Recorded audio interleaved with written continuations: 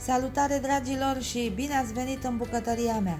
Astăzi vom pregăti o delicioasă plăcintă cu brânză, așa cum am învățat eu să o fac de la mama mea. Este foarte ușor de făcut. Eu doar vă invit să rămâneți până la final pentru a vedea rețeta pas cu pas. Înainte de a începe cu rețeta, eu vă invit să vă abonați la canal dacă vă plac rețetele mele și puteți activa clopoțelul pentru a vă anunța de fiecare dată când apare un nou video. Începem cu ingredientele pentru foile de plăcintă. Vom avea nevoie de 350 de grame de făină, 200 de ml apă călduță, 5 grame de drojdie proaspătă sau 2 grame de drojdie uscată, 3 linguri de ulei de floarea soarelui și un praf de sare.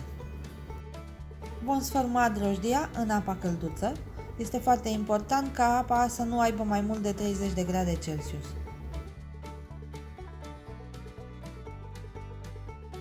Amestecăm cu o furculiță până când drojdia este complet dizolvată.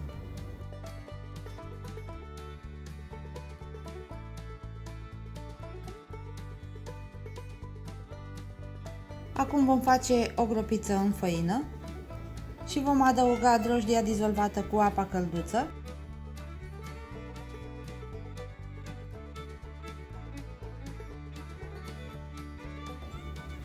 Punem și uleiul și praful de sare.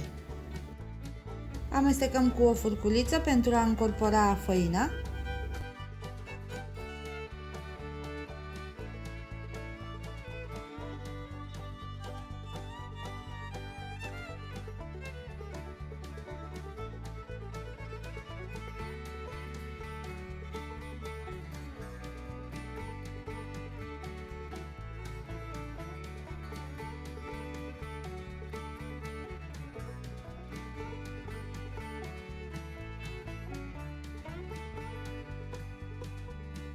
Încorporăm făina cu furculița atâta timp cât aluatul ne permite.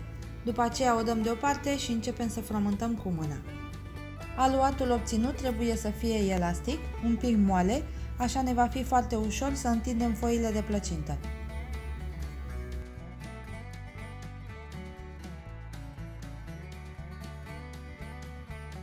După cum puteți observa, mie mi-a rămas un pic de făină, de aceea eu v-am pus cantitatea exactă în lista de ingrediente, dar depinzând de tipul de făină folosit și de umiditatea pe care o conține aceasta, cantitatea poate varia un pic. Acum vom unge un bol cu un pic de ulei, vom transfera aluatul în bol și îl vom lăsa la odihnă aproximativ 30 de minute, așa se vor umezi bine particulele de făină și aluatul va deveni foarte elastic. Acoperim bolul cu un capac sau cu folie alimentare pentru a menține umiditatea aluatului.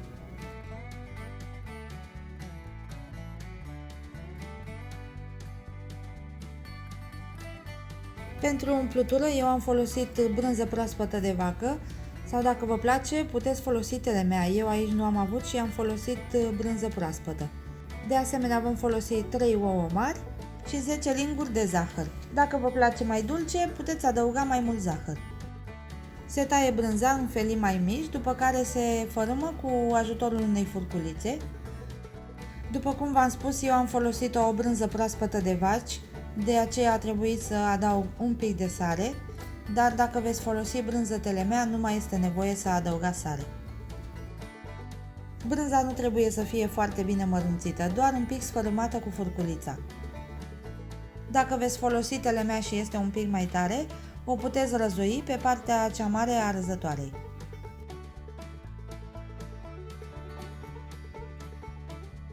După ce s-a sfărâmat brânza, se vor bate ouăle foarte bine, după care se vor adăuga peste brânză.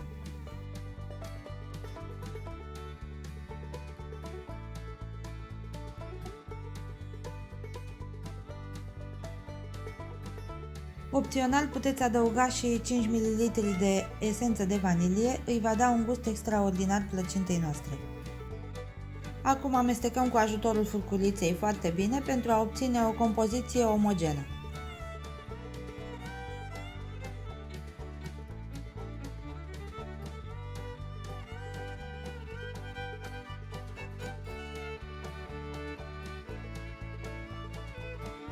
Compoziția este gata, acum o vom da deoparte și ne vom ocupa de foile de plăcintă. După 30 de minute vom scoate aluatul din bol, după cum vedeți arată bine. Vom presăra un pic de făină pe blatul de lucru, după care vom pune aluatul. Îl vom frământa foarte puțin, cât să îl formăm într-o bilă, la fel cum puteți observa în imagine.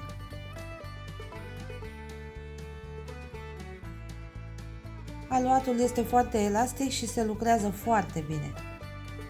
Acum vom face în felul următor. Vom lua aluatul într-o mână și îl vom presiona cât să ne iasă pe partea de sus a mâinii o biluță de aluat.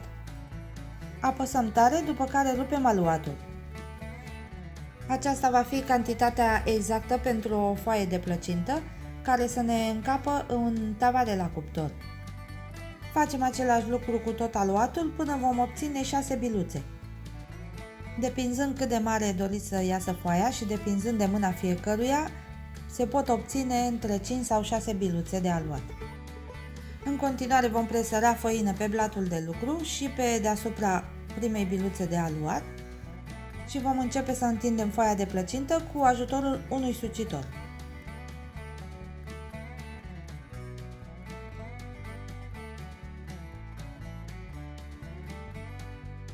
În cazul în care vedeți că aluatul se lipește de sucitor, nu ezitați să presărați un pic de făină. De fiecare dată când întoarcem foaia de plăcintă, vom presăra făină pe masa de lucru și de asemenea pe deasupra foii. Trebuie să obținem o foaie de plăcintă foarte subțire.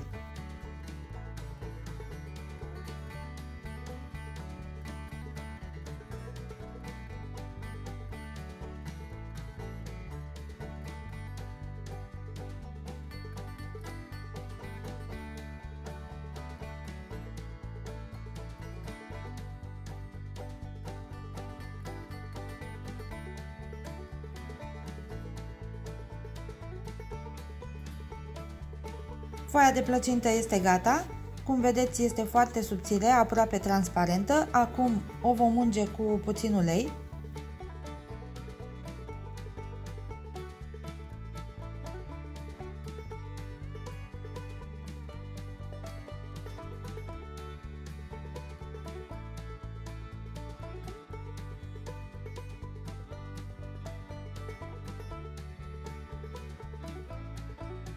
Acum vom adăuga 3-4 linguri cu vârf de umplutură, după care o vom întinde pe jumătate de foaie. Lăsăm și marginile aluatului fără umplutură pentru a le putea închide la final.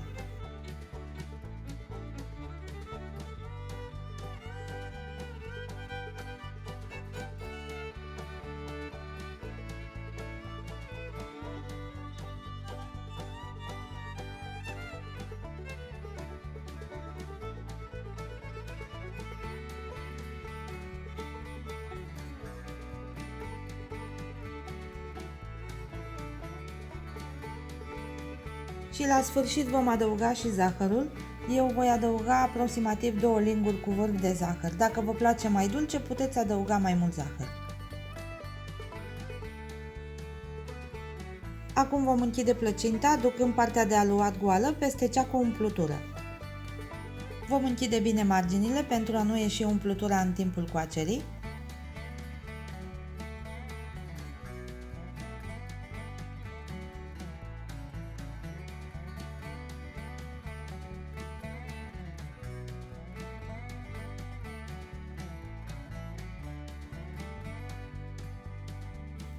Și odată închisă plăcinta, o vom încreți.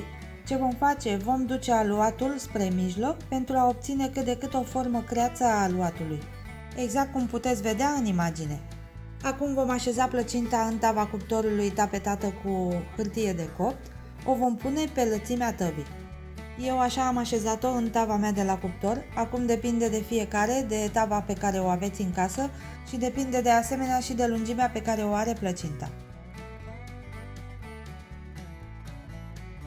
Se presară din nou făină pe masa de lucru, după care se întinde următoarea foaie și se face totul în același fel.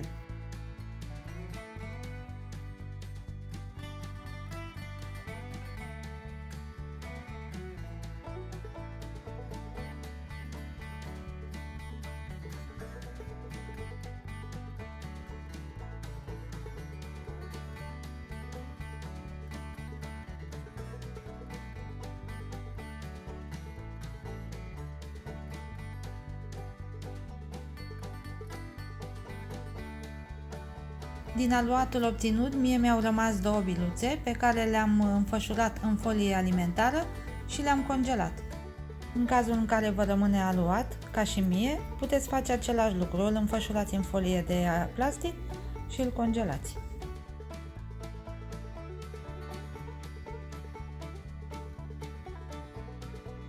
Cuptorul îl vom preîncălzi la 180 de grade Celsius la cele electrice sau la foc mediu la cele pe gaz.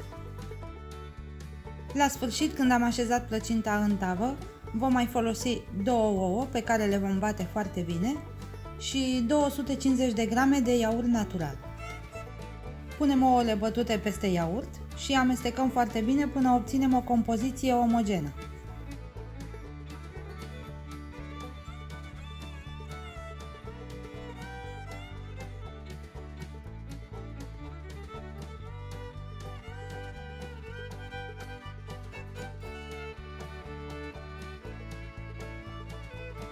Acum vom pune compoziția obținută pe toată suprafața plăcintei.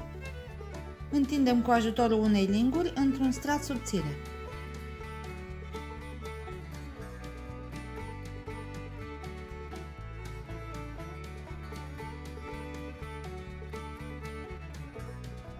Acum vom pune plăcinta la cuptor pentru aproximativ 40-45 de minute, depinzând de fiecare cuptor, sau până când se vede rumenă pe deasupra. După 45 de minute, plăcinta mea este gata. După cum vedeți, este rumenă, arată foarte bine. Acum o voi lăsa să se răcească în tavă, după care o voi tăia în bucăți și o voi așeza pe un platou. Odată răcită plăcinta, am tăiat-o în bucăți, am așezat-o pe un platou. Se poate servi așa, este foarte delicioasă, sau dacă doriți puteți să o pudrați cu zahăr pudră. Eu jumătate am lăsat-o fără zahăr, iar cealaltă jumătate am pudrat-o cu zahăr pudră.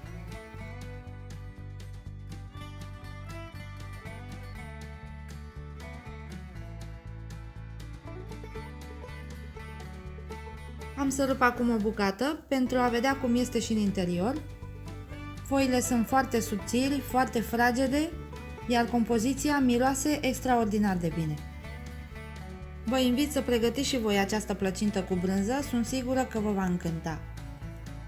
Dragi prieteni, am ajuns și la finalul acestui video, sper că v-a plăcut rețeta mea de plăcintă cu brânză și dacă este așa, nu uitați să dați un like, să distribuiți videoclipul cu prietenii voștri în rețelele sociale și să vă abonați la canal dacă încă nu ați făcut-o. Puteți activa clopoțelul pentru a vă anunța de fiecare dată când apare o nouă rețetă. Vă mulțumesc tuturor pentru vizită și sprijin, aveți grijă de voi și pe curând la un nou video.